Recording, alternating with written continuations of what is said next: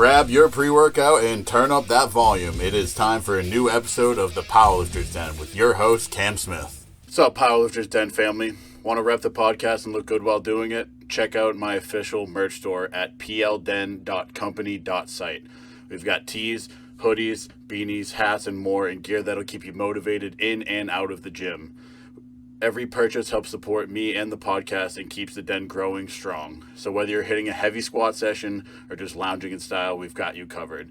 Head to plden.company.site and grab your merch today. Hello, everybody. Welcome back to another episode of the Powerlifter's Den. I'm your host, Cam Smith, and today I want to bring on Shaun Kopplin to talk about his gym, his career in powerlifting, and to talk some shit. So, Shaun, why don't you introduce yourself?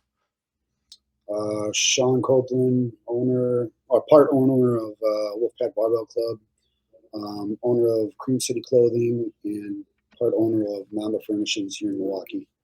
Sweet. So I think before we kind of get into the nitty gritty of this episode, we'll get a little background on you. So maybe tell us about what kind of got you started in the sport from competing to being a full-time coach and gym owner.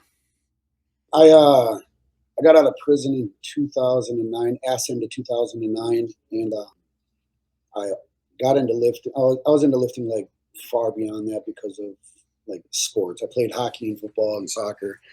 So that was mainly my background, was just athletics, and I excelled in hockey more so than anything else. And I got into powerlifting movements. Well, my dad added me to some random gym that was up the street from our house, and taught me how to like clean and jerk, bench press, blah, blah, blah, deadlift, squat. Back then, I didn't even know what the fuck they were. It was just fun. It was just something to do on the off season. Yeah. Like footballs, like going into football from hockey or, shit like that. You know what I'm saying? So, and through all that, like my story's deeper than that, but this is for like the athletics part. I went to prison when I was 17, got out. Didn't really, I still skated and I lifted in the gym, but nothing powerlifting related. And then I went back to prison in 2006. And when I got out in 2009, they asked into 2009, that's when I was going to an Anytime Fitness, and I seen some guy deadlifting, and I'm like, hey, can you help me out with my deadlift, bro? Yeah. I was like, my shit's kind of raggedy or whatever. And he's like, oh, yeah, for sure. And he kind of brought me in, showed me a little bit. And then he said he goes to Animal House Gym. And as they're like in Milwaukee, that was like the spot to go to if you're big, strong. They had a lot of good like bodybuilders, a lot of like strongmen and powerlifters coming out of there at that time. And so I went there, and I got introduced to a guy named Heath Phil. And Heath was like, you're pretty big. He's like, but you want to get strong, you better lose the little pretty boy abs. Because I was like this kind of body build and get strong at the same time. And I'm like, well, that makes sense, And this is like 2010, 2011.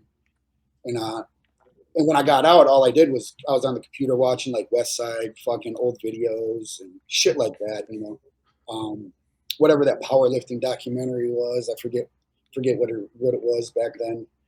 And I just sparked that shit, and I was just like, I fell in love with it. And dude taught me how to actually squat, deadlift, and bench like properly. And he's like, oh, you need to get into some equipment, blah, blah, blah. So I did like 3 or 4 like local non-sanctioned like push pulls and shit like that. And I did pretty well. I was benching in the 4s, squatting 6s, pulling 6s with like no real like actual training except for like following like 5-3-1 cube method and whatever else was out around that time. And so he was like, he threw me some fucking gear to put on. It was like a Titan single ply shirt. And I took a video of me benching in it. And my boy Brendan, he passed away a couple years ago. He had commented. He's like, and I'll never forget it because he was like, you need to come down to Monster Garage Gym and come train with us. And I'm like, bro, that's like an hour and a half away. He's like, it's not that far. He's like, but you need to come down here. I'm like, I don't know, man. And he's like, well, you don't go to fucking baseball camp to learn how to play football. And I'm like, holy fuck. That just resonated with me. I'm like, all right, cool. When do you guys train? Yeah. Be down there at 5:00 on Monday. I'm like, all right. I never turned back. And I was down there. I made the drive 3 to 4 times a week to train with them. Yeah, and I think it's kind of interesting that once you kind of get really involved in the sport, you kind of see, like for example, like I travel up to Worcester every Sunday to go squat with John and shit. Like that's like an hour and a half for me, but I don't even think about that drive. Like I'll go up to Connor's gym in New Hampshire sometimes after work. Same thing. Like when you love the sport and you train with good people like that, the anything under like a 2 hour drive is basically nothing. Yeah, you don't even factor it in anymore. It's just like, oh, that's just right up the road. Okay, cool. Exactly. And another thing on that too is, I mean, we've talked about it before, but if you want to get better in the gear, you got to go to the right place. Oh God, yeah. Like for example, obviously John, great squatter. I am getting really good at squat being around him. Obviously having Skiba as my coach now, and then being with going up to Connors, training with him for deadlifts. Like now I just got to find someone to bench because bench is going not well. I mean, it's going well, but it still sucks. It's part of it though, right? For sure.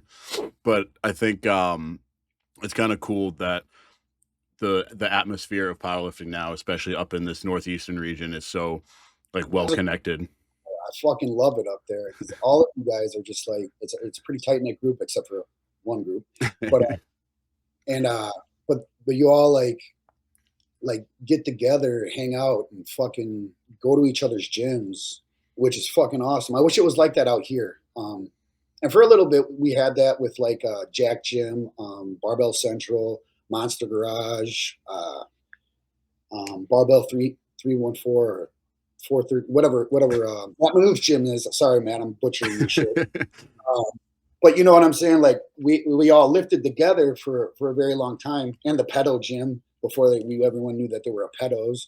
You know what I'm saying? Whatever Lombard fucking Yeah. And touches. and with oh, what was I gonna say? Kind of with like being able to go to train with these different gyms too. Not only are you learning other things, but you're learning about the other athletes that you compete against, and you get to maybe notice something that they wouldn't catch, or even someone in their gym wouldn't catch before. So there's no downsides to it. It really just makes everyone better. It definitely does. I remember going out to when Rudy had the power pit, and I was out there training one day. Fucking Chuck, what's it, from West Side? Vogelpool. Yeah, Chuck Vogelpool was there, and Chuck's giving me fucking advice, and I'm like, I'm gonna listen to this guy because I came up in the sport watching his videos. So I'm like, this is fucking cool. You know what I'm saying? Like, and I learned a lot just in that squat session. I was just like, holy shit. He's coaching me through the lifts, and I'm like, this is the shit you need. Yeah, and especially in geared lifting, like Oh God, yeah. like obviously raw, like there's skill components to it still, but Connor said this the other day is um equipped is a skill sport with a strength aspect. Raw is a strength sport with a skill aspect. It's so different to look at it from that perspective, and if you approach it that way, you learn a lot more, and I think you have a lot more success in it. Oh, definitely. Oh my God, it's active next. So with Wolfpack, obviously you said you are part gym owner of that, as well as you kind of open up the space. So maybe tell us about starting to open that place from the beginning to kind of where it developed into. So the beginning was like 2012 or 2013. It came because of this fucking Iron Wolf squat bar. So, Steve Brock, um, he drove all the way out to Michigan to grab this bar. He found it on when not open powerlifting, powerlifting watch or one of those like maybe Outlaws platform or whatever. Someone was selling it on one of those random fucking sites in the classified section. And he's like, I'm going out there to get this bar. He found it for like, it was at the time, I think they were going for like 11 or 1200 bucks. And he got it for like 500 or 600. Damn, yeah, those bars go for a pretty penny. Yeah. Like I'm making the drive and going to get out there to get it, you know? And at the time we were lifting at Monster Garage Gym in Waukegan or Gurnee, in that area in Illinois.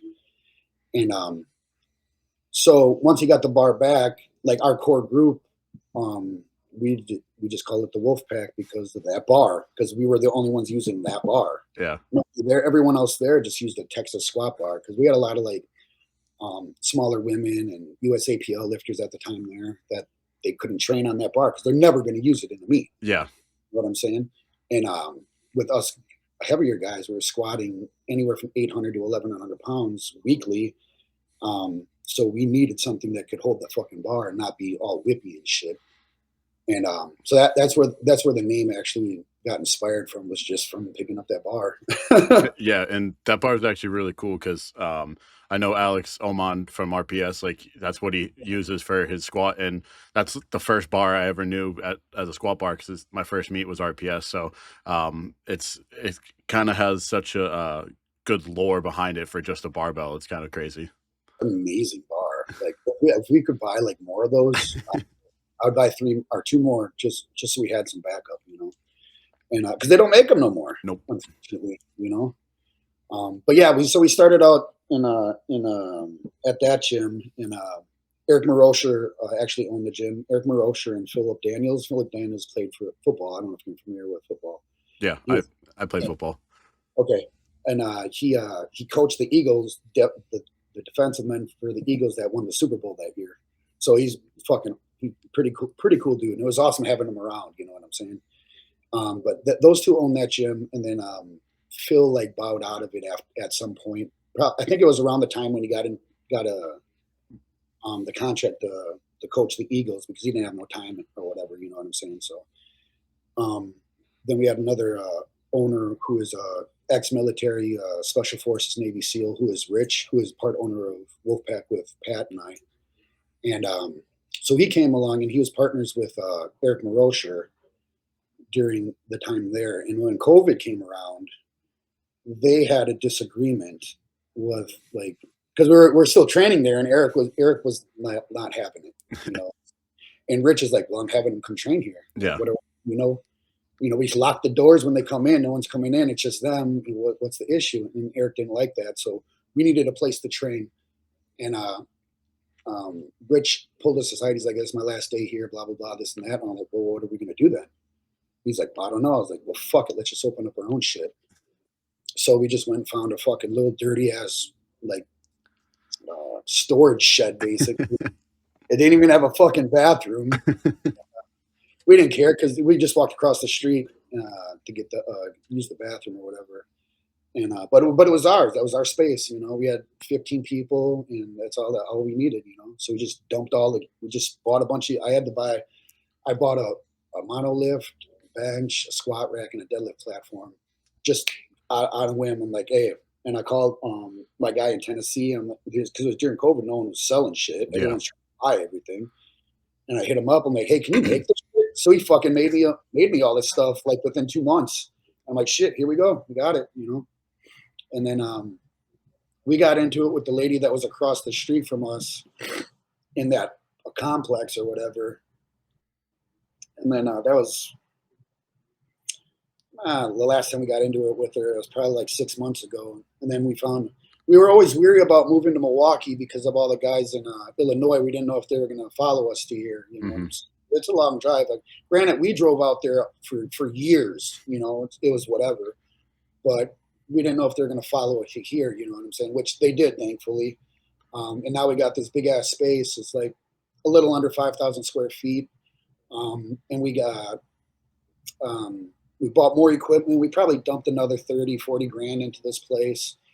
And it's finally making money because the storage shed was so small. You couldn't add people to it. Yeah. You couldn't advertise it. Like, you know what I'm saying? It's this little shit box, you know? I mean, it was our spot, but, you know, we're losing 10 grand a month to keep the fucking place open just so everyone could lift. Yeah. You know what I'm saying? I'm not mad at that. Like, I'll you know, like, someone told me one day, like, the biggest gym membership I ever had was owning a gym. I'm like, I didn't know about really, you know, fathom that until I owned a gym. I'm like, holy shit, we're losing a lot of fucking money. Yeah. And I'm a business-minded guy, so I'm just looking like, why are we doing this? Like, I'm like, well, fuck it, we got our spot, you know. Yeah. But now we're here and we're based in Milwaukee. We can actually advertise and bring more people in. We got about 30, 40 members now. So it's getting to the point where we're actually turning a profit finally, which is fucking nice, because it pays for all the stuff that we previously put into here to get to where it is now. So yeah, and especially in like our powerlifting world where we're doing so much traveling and staying at hotels and going to meets and doing all this and buying people shit and buying new gear and all that if you can get a spot like that where you can just turn a little bit of profit just to kind of cover your little expenses throughout the year, and kind of after that just be break even, then like there's really no complaints if you got other income. Yeah, definitely. And I always tell people that too. I'm like, don't get into this shit if you think you're gonna fucking make money, because it's a dead end. Yeah, and that kind of, I guess that can kind of segue into another topic about kind of meets. And obviously, I have my first meet as a meet director coming up. Thanks to John and Steph. I'm very happy for this opportunity. I think the prep for this went so my meet prep in this sense is as a meet director rather than a competitor. So it's a lot different and a lot different type of stress, but it was really cool to be able to put it together, and having such a great community and knowing so many people, I was able to get tons of sponsors and obviously Oh, have a great venue like that. So to be able to put up a prize pool and stuff and buy all these cool decorations and all the stupid shit that goes you don't into it. exactly that you don't really notice until you actually do it. And it's we kind of me and John had the conversation about kind of like meet directors and making money. Like you can kind of tell when a meet director is just pocketing the registration fee rather than putting it back into the meet. I think that's my issue with a lot of the meet directors is it's they say it's for the lifting, but it's really not. Yeah. You know, like I mean, I can't. I'm like, I don't. I can't watch their pockets 100% to say like, oh, they're taking money out of it, and it's supposed to be going over whatever they're saying is not valid. But I know money, and I can kind of tell. You know what I'm saying? Exactly. And like obviously if you run a meet over and over again and you have your own gym and stuff, like you don't have to buy the PA equipment and all that shit. Like I made the backdrop nice and simple this year so I can use it next year because those motherfuckers are way more expensive than you'd ever think. Definitely. And we bought a bunch of equipment from a lady that was getting out of powerlifting or whatever, and like another mono, another bench, another deadlift lab, like a whole nother gym. We bought it from, bought thousands of pounds in plates and shit like that when we moved into here, and and it came with the lights and the switches and all that shit. I'm like, oh sweet, we can actually throw a meet if we really wanted to now. You know what I'm saying? Which we wanted. We were thinking about that. Maybe just like a push pull to get started, something local. You know what I'm saying? Just to try it out. You know, not to make money or anything, just to be like, it'd just be fucking cool. You know? Yeah, and for me, like when I asked John to host this meet, it was just a complete like didn't think they were going to say yes. It was kind of just a long shot. I was like, maybe it'll give me some more advertising for the podcast, and then they said yes, and I just went full throttle and just spent like 6 months planning it out. Nice, nice. And I would assume that John was just like, yeah, let's do it, man. That Yeah, sounds fucking great. exactly, and it's people like that that make the sport way more fun. Oh, definitely, 100%. Yeah. But yeah, we moved to Milwaukee, and I couldn't be happier with the move here. We have my buddy Gary. He was coaching me Muay Thai and yoga. He rents some space here too. He does MMA training, so that's kind of cool. So we have a whole section with like mats and bags and mitts and all that shit, which is nice because if you get fucking pissed off, you can go hit the bag.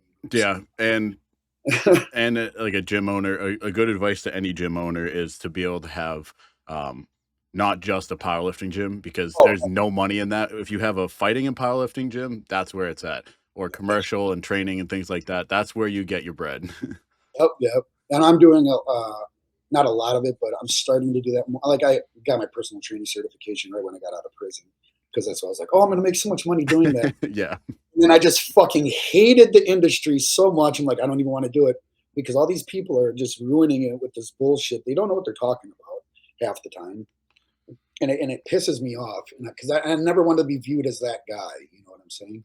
But now that I got like 15 years of experience, I can just drown all that out and just focus on what I'm doing to make what I'm doing better. You know what I'm saying? So with opening up this new space, I'm doing more of that, like diet, nutrition, shit like that, functional training, and we got a lot of good guys. We got Connor Karowski here.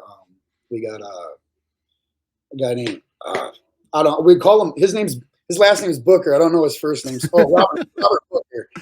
I never call him by his first name, so I would just call him Booker. yeah, Booker. He's got a PhD in exercise, whatever, and then Connor's got his master's in exercise science and shit like that. Like, we got a lot of smart guys in our fucking group right now, and I couldn't be happier with it because I bounce ideas off of them. They bounce them off of me. We take from each other, and like and it's pretty fucking awesome. Yeah, and that's kind of with it's in powerlifting as a whole. Like, I kind of got away from coaching. Obviously, I'm still young and have plenty to learn, but I know I can coach someone pretty well. But the market is so fucking saturated with bullshit and stubborn people that I was like, fuck this. I'm doing the podcast. If you want to hire me as a coach, message me, but I'm not promoting that shit anymore. Yeah, I feel you there, definitely. I I didn't offer coaching for a long time, but if you had reached out to me and I wanted to work with you, I'd work with you. Yeah, I'm saying I really cherry picked who I wanted to work with because not everyone's dedicated. Not everyone has the mentality that I want to work with. You know what I'm saying? Right now, I'm working with just about anyone that wants to get better because I've changed my mentality from that locked in mentality to be like, you know what, everyone deserves a good opportunity. You know, yeah, I totally agree. I think I'm a firm believer in second chances, but obviously depending on the situation. But I yeah, think when the barrier to entry is so wide, as in you have so many options that someone could pick the wrong option and I don't know, end up in USAPL, but or just some stupid shit like that where you see my big problem with feds like that, it's not the fed itself. Obviously, there's different reasons for that, but it's mostly with a lot of the information that circulates in it is recycled information that's not good information. definitely, 100%, definitely. And then there's always coaches that you can see that are taking. Like I made a post today about. I shared a post with Trevor Jaffe, and Exactly. Yep. I'm like, someone's going to regurgitate his shit because that's what they do. Like take from somebody and then add it onto their story or their platform like it's theirs. And I'm just like, oh, you fucking people. Yeah, and I think there's a fine line between regurgitating it and like taking someone's idea and being able to understand it, why it's being used, and then Yes, applying it. yes. And being like, I seen Trevor do this, so I'm going to implement it over here. Thank you. Shout out to Trevor for letting me, see his following him on Instagram to see whatever he's doing. Give someone a shout out. Like it doesn't hurt no one to give you someone a shout out. Like, hey, I got this from him. Good looking out.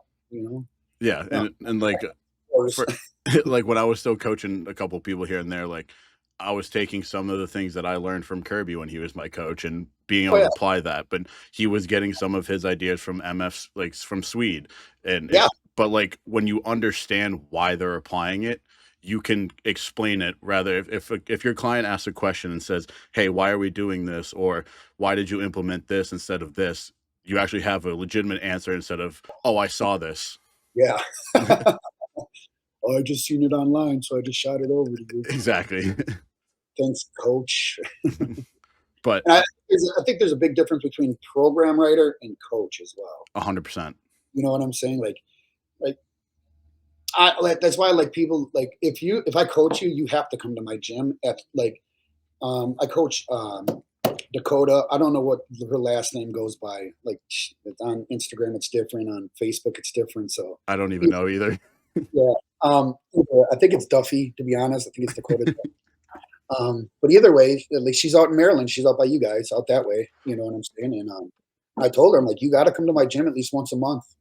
You have to, otherwise, like, this is not going to work out because I got to be hands on. I got to see what you're doing. I got to break down your form. I got to tell you what I can do that little bits in video, but like, I need you here. And that's one of my things. Like, if you can't come here at least once a month, I don't see it working out as well as it could. Yeah, and especially equipped, like, you need to see how they're applying themselves to the gear, Exactly. how tight they're setting their straps. They could be fucking keeping their straps loose the whole time, and you want them tight, and then you're like, "Why are you getting thrown forward every time?" It's, "Oh, because your straps are loose as fuck and you're falling over." Exactly. But and I think this kinda dives into a deeper detail, which will be a good segue of, um, just misinformation spread on the internet in general, just powerlifting and internet has been such a clash. It's I call it bittersweet because obviously it brings a lot of light to the sport, brings more people in the sport, but then it ends up having a lot of bullshit and a lot of fakeness on people that you would expect to look up to that when you meet in person don't uphold their standards. 100%. I definitely, I've noticed a lot of that over the years. Unfortunately, it's a slippery slope too. Yeah. So I guess maybe for you over the past few years, obviously you've been to different meets, kind of interact with several different people, have made some friends, made some enemies. Maybe share some of the stories you've had along the way. Yeah. I mean, obviously, everyone knows about me slapping the shit out of Wes McCormick. Um, and I don't know if everyone knows the actual history behind that. Like Wes and I were cool. I actually trained with him when he was at Westside for like I reached out to him when I went to Westside and I trained with him. One of the I think I've been to Westside like 3 or 4 times, maybe 5 times. Either way, I went out there and like because we were cool. I always liked the little guy. You know what I'm saying? Like and and he made a post after I had Crystal squat because she had two bad knees or whatever. She actually just had a full knee replacement, and so she always wore wraps. And he made it. She posted a video of her squatting to a box in wraps, and he made a fucking post like, "Why the fuck would any coach have their lifters squatting to a box in wraps?" Right? So I hopped on the post. I was like, you got something to say, motherfucker? Why don't you like either tag me, tag her, or hit me up? Like, what's your fucking issue? And he's like, fuck you, motherfucker, this and that. And I'm like, I don't know who the fuck you think you're talking to, little guy. I will beat the fucking shit out of you. And then he blocked me. And then he made a post about me. So I just made one post. I'm like, tell that little motherfucker I'll see him at the Arnold. And he said something like, and he called Crystal. He dropped the N bomb on Crystal, and I'm like, oh, okay. Oh Now yeah. it. Like before, I was just gonna check you, but now I'm you know, when I see you, if whatever happens, happens. You know what I'm saying? And I played it cool with. I even lifted off for him in the warm up room, and he thought we were cool. You know, I just forgot about what you said, motherfucker. So and I knew he was gonna win the meet, so I was just gonna check him after the meet. So like when he got his little award or whatever, and he was walking back in the thing or whatever. JP Carroll was next to me. I'm like, watch this, motherfucker. I'm like, hey, what was that shit he was talking online? He turned around, I just right upside his fucking head. And he flew off the ground, dropped his belt, the best lifter award belt. I snatched the belt out. I said, you want this, motherfucker? You got to take it from me. Is that And the picture you sent me of you holding the belt? then I spit in his face, called him a bitch. I'm like, what's up? And then he ran and told Dan Day everything. And Dan's like, Shaun, you got to give him the belt back. I'm like, fuck him, he ain't getting shit. And then I took the belt home and I auctioned it because I was heavily involved in Relentless at the time. So I posted the belt. I'm like, I was like, who wants to buy this belt? Whoever, we're gonna have an auction. Whoever puts the most money down, I'll match the money put down, and we're gonna donate all that money to Relentless. So we donate. Someone, my buddy, Brandon, he owns Iron Asylum Gym out in Alaska, and he actually has it hanging up in his fucking gym. That's awesome. And he sent me $700, and I put $700 and donated $1,400 to Relentless. That actually came out really well.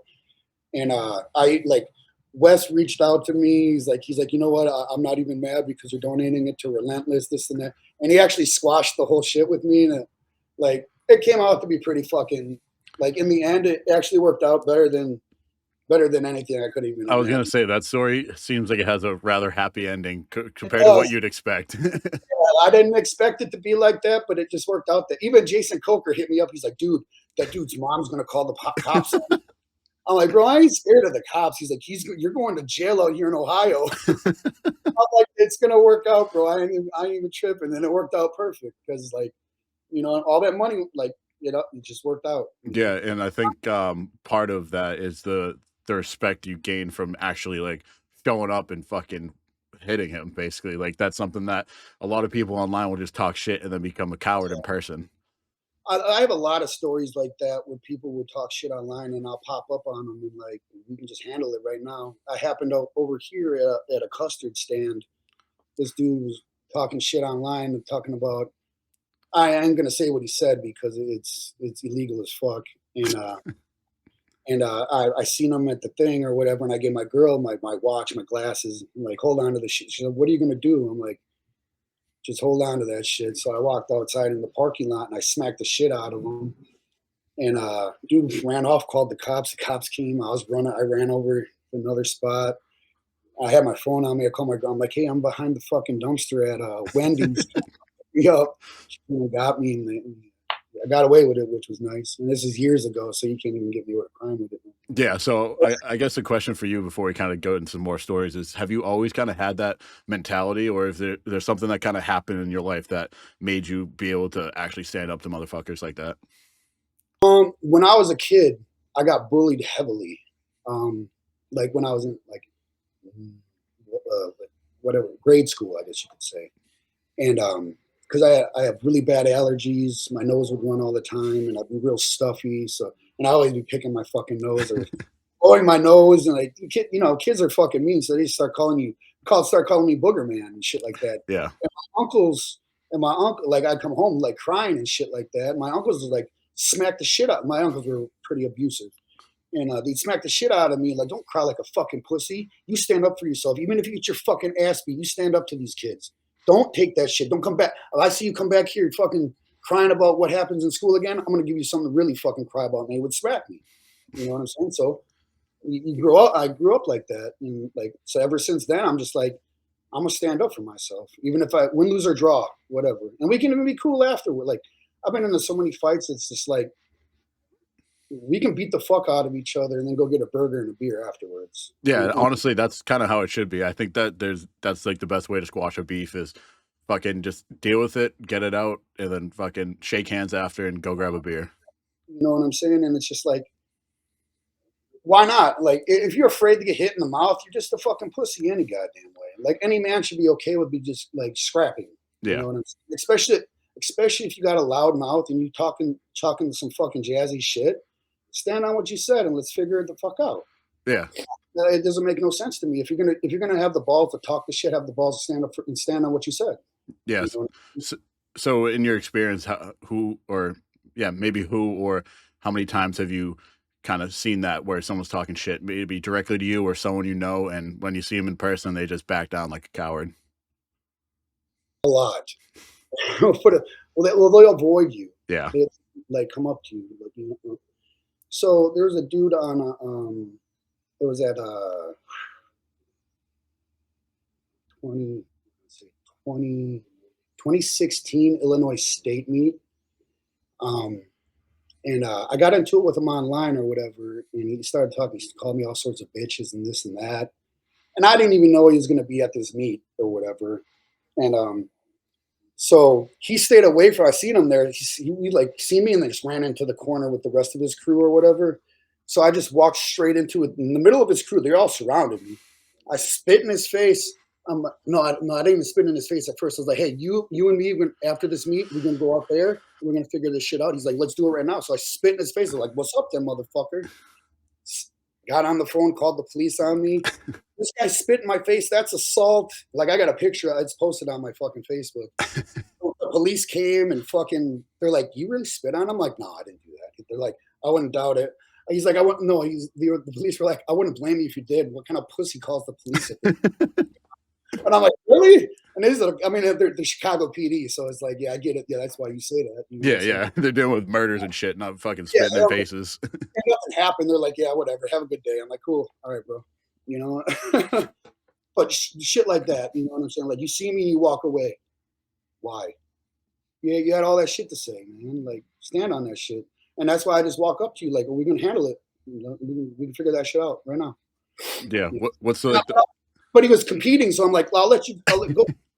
And the same thing with Wes. I ain't trying. I'm not a hater. You know what I'm saying? Like, go finish your meet because I know you have something to do today. Go do that. Have fucking fun, and let's figure it out afterwards. You know what I'm saying? yeah. And so I guess like what's the most recent kind of encounter you've had like that? Okay. Uh, uh, it hasn't been an encounter yet. There's a bunch of pussies. There's a bunch of pussies running their fucking mouth. You know what I'm saying? Like, these are like me being from where I'm from. Like, I notice all that little intricate shit. He was like talking shit about my boy fucking Bane. You know what I'm saying? Like, and I know they already had issues because of the APO or WPO shit or whatever the fucking case may be. And that's fine. You can not like each other. I'm cool with you guys not liking each other. I don't give a fuck.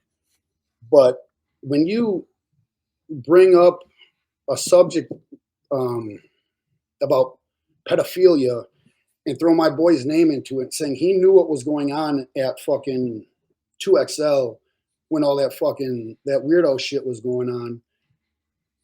And my guy, Anthony, overhears you, and like, I trust Anthony with my fucking life. That's my homie. Like, I can stay in his house anytime. He can stay in my house anytime. He's not going to fucking lie to me. Yep.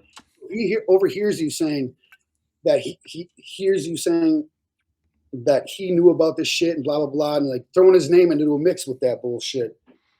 Now that's indirectly an attack on me, because I got that. And I'm heavily on the stance that I don't want no pedos or pedo supporters in my fucking gym. Yeah. You know what I'm saying? Like, and I've made that post, and this information came to me 2 or 3 days after I made that post. So like, you know the stance on it, and you're putting my homie's name in that shit.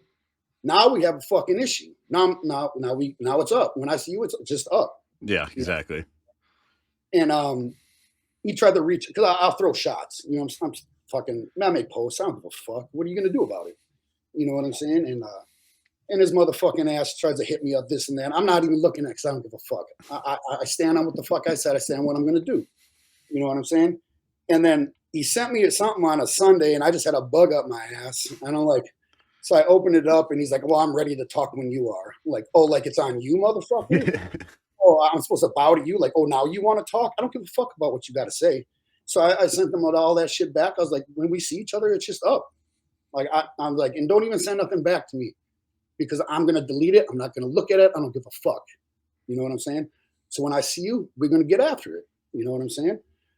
And he's reaching out to other people to try to talk his way through it. And like, you know, that little snaky shit, because you don't want to get beat up. But if you talk all this jazzy shit and stay hated and all this other bitch ass shit, like you fucking tough, let's see how fucking tough you are. Yeah, and I think the big issue is when you want to run your mouth on things like that, and you don't want to actually face what you say. That's when it becomes an issue. That's why people like you, who you say what you want, whether people agree or disagree, but you'll back that shit up. Yeah, and here's the thing, like, him and I were cool, so I don't know why you thought it would be cool to be doing some shit like that. You know what I'm saying? Like, that makes me feel like you this whole time weren't really fucking cool with me, and you were just look like underlying hating. You know what I'm saying? Mm-hmm. But it goes to your point, like, if you got balls enough to say that, stand on what you say, bro. Like, you out here talking a lot of jazzy shit, but when it comes to you don't want to back down now. Oh, I don't want to fight. I want to do this. Well, what the fuck why are you talking about it then? You know, like, there's no reason. Yeah, and like you see that shit online, but you also see that shit within crews sometimes. And I think when you can kind of weed that shit out, like there's been people in our crew that have been fake as fuck, and once you figure that out, it's adios. Don't ever step foot in this fucking gym again. Yeah, 100%. We've kicked a lot of people out of our crew over the year. I mean, we've had the same crew of lifters. I mean, we brought some in, since 2013, 2012 or something like that. I mean, I have one training, like Steve Brock is my oldest training partner, and we've been lifting together almost 15 years now. And but we've seen a lot of guys come and go. You know what I'm saying? And a lot of them, I wish they didn't leave, but sometimes you see some bullshit in them that you're just like, I don't want you around me. Yeah. You know what I'm saying? And that's what's nice about having crew members that you're so close with. And that's why I'm a big advocate of actually doing shit outside the gym and knowing the people more, because you might see some off-color shit when you're hanging out with them, grabbing a drink, that you're like, maybe I don't want to fucking train with you anymore. I don't trust you. Yeah, 100%. Like, I can honestly say that everyone that I train with right now, like, they got my back 100%. Yep. And regardless if we don't see eye to eye on it, like Connor Kowalski and I, we had this conversation the other day. Like, he's like, I don't agree with everything you say on how you do things, but I respect you because you stand on what you say, and you're a man about it. And I was like, oh, I appreciate that. You know what I'm saying? Like, I was like, I don't have. And he's like, I don't have to agree with the things you do or say. He's like, I respect you. I like hanging out with you. We have good conversations. He's like, not everyone's going to understand everyone anyway. So like, there should be no issues. Like, if you don't like something, you don't listen to it. If you do, you do. You know what I'm saying? Like, Yeah, when you have a crew member, or not a crew member, but like basically a family member, because your crew's your family. But 100%. when Yeah, you have a crew member or family member like that, like, yeah, you might not agree with something that says, but you're fucking damn right you're gonna stand up for them if they get into some shit. 100%. Just like with Bane, like Bane's very passive when it comes to shit like that, and like, so like that's why I kind of like when they had like him and when they didn't like each other, or he didn't like him, or whatever the case may be. Like, y'all can deal with that shit. I don't really give a fuck. But when it gets brought closer to me, and like now you're implicating me and my gym, like, man, we got issues, you know, and I don't play that shit. You know what I'm saying? Like, I'll stand up for him too, though. You know what I'm saying? Like because that's where it stems from. Like, you know what I'm saying? Like, and I don't let that shit slide. And like, and you can't talk your way out of it either. Like, it's just up. When I see you, it's up. I don't Yeah. really give a fuck. And I'm the same way. Like, I usually, I mean, I'm pretty diplomatic in general, but like I don't really get into some shit. But like anytime anything like with the recent events of just bullshit online, like you bet your ass I'm fucking on my homie side. Like I'm 100, defending his ass, and I will hate you because he hates you. 100%. Even like, I look at it like this. Um, when I'm in a relationship, like with my girlfriend or something like that, like if someone says anything disrespectful about her, we're going at it. You know Yeah. what I'm saying? And that's how I look at my lifting partners and my friends too. Like, if you got something bad to say about them, like, what's up? You know what I'm saying? Like, we can get after it. And I'm not going to let you disrespect my family, my girl, my business, my livelihood in any aspect of the fucking word. And you might beat my ass. I'm not the toughest guy in the fucking. I don't honestly don't even think I'm tough, because I got a fucking professional fighter in the next room right here that trains fucking 6 7 hours a day on how to kill people. My gym owner, one of my gym owning partners, Rich, he was an SF guy for 23 years and a Navy SEAL. He did like 3 or 4 tours of doing what they do. You know what I'm saying? Like, I am a peasant compared to these people, but I'm going to stand up for what I believe in. And if you beat my ass, you beat my fucking ass. That's fine. I don't. It's fine. You can do that. But I'm gonna die behind. I'm gonna die on this sword. That's for sure. Yeah, and it is obviously like you got to deal with your shit and not let people talk shit, but it's also just still mind-boggling to me that this is a sport of literally picking shit up and putting it down, and there's so much drama that can fucking come out of it. It's ridiculous. Like, you want to because you have a good total, you're supposed to be some fucking tough guy. You have an all-time world record. That's cool. Well, I sit first class everywhere I go. Which one you want, motherfucker? You know, like, which pick and choose your fucking battles. You know what I'm saying? Like, I like having my life a certain way, so like lifting takes a back seat now. You know what I'm saying? Like, I got other focuses in life other than lifting, and I don't feel like lifting makes me a tough guy. Yeah, yeah, and I think it's never the people that are at the top that are the ones barking the loudest. It's always that middle pack. Oh, for sure, yeah. Like, that's the thing too. Like, I never talk shit about anybody's lifting. Like, you'll never see me be like, "Oh, that guy's a shitty lifter. That guy's like that doing that wrong. You're doing this wrong." I will never talk shit. I'll never down talk on anybody's fucking lifting ever, because I am, well, not only the fact that I'm not the best lifter either, but I know what it's like to be even a shittier lifter than I at my peak. You know what I'm saying? Like, Yep. nobody wants to hear that. It's not only degrading. It's just, if you got something to say about their lifting, try to bring them up. You know, like, Yeah. help them. Try to help them be fucking better about it. You know what I'm saying? Shitting on them is not going to make them better. They're No. just going to make you fucking hate them. Exactly. Like we want at the end of the day, like yeah, you can have beef with people and shit, but like we're all in this for the same shit. We all want a bigger total. We all want to see our friends and even the people we compete against have a bigger total. So there's no reason to attack them on that front. Attack them for saying some dumb shit. Sure, 100%. And even like, so to that point, like the people you compete with, you want them to do well. Like, the lifters that I coach, like, obviously everyone knows Crystal Tate. You know, like, Yeah. she's done a lot of amazing things, but she's not won every fucking meet she's been in. Yeah. But I make sure that if she like loses, go shake that girl's hand. go shake the judge's hands. You know what I'm saying? Because that's your character. Like you're good in victory, you're good in defeat. Exactly. And like it's just the way it should be, I think. Yeah, and so I know you before we kind of wrap things up here, I do know you said you were kind of writing a book, so maybe give us a little like elevator pitch on the plan for that.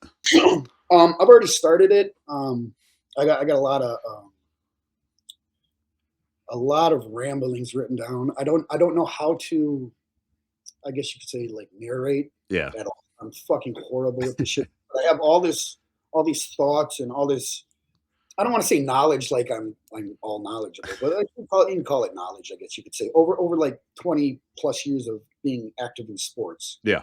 I have a lot of like, and I know about what it takes to be at the top. Like I was really good at hockey. I had scholarships. Out in Wisconsin as a freshman, I was ranked number 2 in the whole entire state. And I always played AAA, AA, whatever. And so I know mentality. I know what it takes to push yourself to the limit. And I broke my neck trying to squat 1,200 pounds. You know what I'm saying? Like I know them, and I can't coming back for more. And so it's the mentality aspect. And so obviously, I'm writing a book on programming, which is just like for raw, single ply, and multiply because I've used all 3. Mm-hmm. And so like that's part of it, but like it's mostly like it's gonna be all tied into like the mentality that it takes to either be a coach or a successful lifter. And I think we don't have enough of that in our community that we can actually read on. You know what Yeah. I'm saying? I know I think Swede actually touches on it a lot. I fucking love that guy. He's got a lot of good knowledge too. And he touches on it a lot. And I think that we need more guys that like have been through the ringer to share their experience. I'm not saying that I should be the only guy saying like writing a book. I think all of us, like everyone in general, like share your fucking story. You know Yeah. what I'm saying? How you think about it, because all of our knowledge coming together is going to help the next generation of lifters. You know what I'm saying? Like, I mean, maybe my story will help some dude not break his fucking neck trying to squat 1,200 fucking pounds. Yeah, I fully agree, and I think something that like there's a certain point where you have your training, your diet, your all that shit. That shit is second nature for some of us now. Everyone will tell you how to squat 1,000 pounds. No one tells you what it's like to fucking put that on your back and unrack it. Exactly. Or the mentality it takes to even get under that bar. Yeah. You know what I'm saying, like, who told who? Okay, I'm sure you've got many guys in your network of lifters that show you how they have done it, but have they gotten into your mind and been like, this is how I was thinking when I did this, and this is what was going through my mind, and you know what I'm saying? Like, Yeah. No, they're just like, all right, bars loaded and have fun. exactly, yeah. I think we need more of the mentality, the thought process, even the emotions that you're going. Because let's be real, like what we have going on outside of the gym that brings us to the gym that we got to get out of our fucking body. We use that in the gym. You know what I'm saying? Yeah. But not only that, how are you able to process it when you're under the bar? How are you able to convert it into Power. the motivation? Yeah, the power. Yeah, the motivation and the power that you need to get under that fucking bar. And does it hurt you or does it help you? Let's say you like, for me, when I lost my brother in 2014, I believe. Yeah, 2014. And the only thing that saved me was going to the fucking gym. Like I was so lost, you know what I'm saying? And that was like during the time that I got introduced to multiply. And like that had all my, I could take all the emotions and all that fucking anger and everything that I had in me and put it into this. And converting that is something that needs to be talked about. Like it's all mental health, right? Yeah. Like, and like a lot of us use the gym as that as our therapy, which I mean, I think we should have both, like a therapist. I fully agree. You know, because there's some stuff that the gym cannot fucking handle for us. You know, we gotta get this shit off our chest, physically and verbally. You know what I'm saying? But like taking all that shit in your mind and getting and focusing it into the gym, I think we need to talk about that more because that can make or break you. Yeah, and I think, I've talked about this before, but, um, my approach to everything in the gym, even in football, wrestling matches, whatever the fuck it is, the controlled chaos. It's you gotta get to that place, whatever your place is. Maybe it's a beach with a fucking margarita, maybe it's a fucking trenches of a war that you've been in, like, it literally doesn't matter, whatever gets you to that place, go there. Yeah, 100%. And that's kind of that, and that's part of what I'm writing into the book is that type of mentality. Because let's be real, it takes a real fucked up person to try to squat 1,000 pounds. Yeah. Well, that's 800-900 pounds. Like that's not fucking normal. You No. know, because like how many of your friends outside of powerlifting are like, you really fucking do that? Why are you doing that to yourself? I Yeah. can't tell you. Exactly. My grandmother literally like 2 weeks ago, I was like, "Yeah, I'm trying to squat 1,000 in April." Shit. I wasn't supposed to say that publicly, but I'm trying to squat 1,000 in April. There, you heard it here. But my grandmother goes, "Why?" I'm like, "Because I want to, and it's sick." And she's like, "I don't get it." I'm like, she's like, "Are you done after that?" I'm like, "No, 1100's up next." Yep, exactly. Yeah. Yeah. Or until something on my body just gives out. Exactly, till the wheels fall off. Yeah, 100%. I mean, that's how I did it. Like, was it smart? Probably fucking not. You know what I'm saying? But like, that's what it is. Like, once I broke my neck, and I was like, it looks like this is probably about the end of my squatting. And I still tried to squat for the next 3-4 years. Yep, of course. Yeah, but now that I, I was walking around with shattering migraines 24/7. I couldn't sleep. Like, and it got to the point where it's like I literally can't do this anymore. So Yeah. I just hung up my squat suit. Yep. Like I'll bench and deadlift, but I just can't squat anymore, unfortunately. And I love squatting. Well, that was my favorite lift. Yeah, that's kinda of course, it's always the one that you love that goes away, and that means a lot of things in life, but I think we can kinda wrap things up here, so I'll ask you my final question. If you could give a new lifter or someone going into their first meet a word of advice, what would you say? Have fun and listen to your coach, and that's about it, man. Like, because if you're not having fun, what the fuck are you doing it for? Exactly. I Like couldn't agree more, if and it's your first meet, just fucking enjoy it. mhm. Alright, well, I wanted to thank you again for taking the time to come on, it was my pleasure. Yeah, I appreciate you having me on, man.